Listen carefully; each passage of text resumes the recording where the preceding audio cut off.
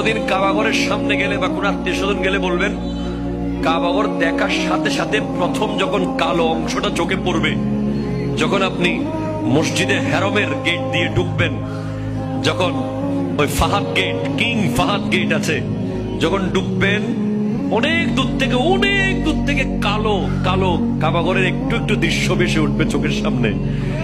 তখন দোয়াটা করবেন, কি দোয়া করবেন কয়টা? যখন কয়টা? একটা দোয়াই কবুল হবে দেখার সাথে সাথে। কাবা ঘর দেখার সাথে সাথে প্রথম যে দোয়াটা করবেন ওটা কবুল করবেন কে? এখন শিখে নেন, অনেক মানুষ জানেন না হিকমত।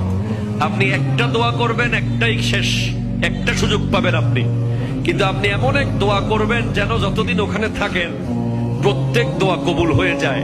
এই হিকমতি দোয়াটা শিখে নেন। আপনি বলবেন, আল্লাহ আমি 10, 12, 15 যতদিন এখানে থাকবো, যতগুলো দোয়া করব সব কবুল করে নিয়েন।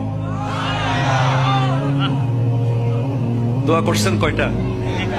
পাবেন কয়টা?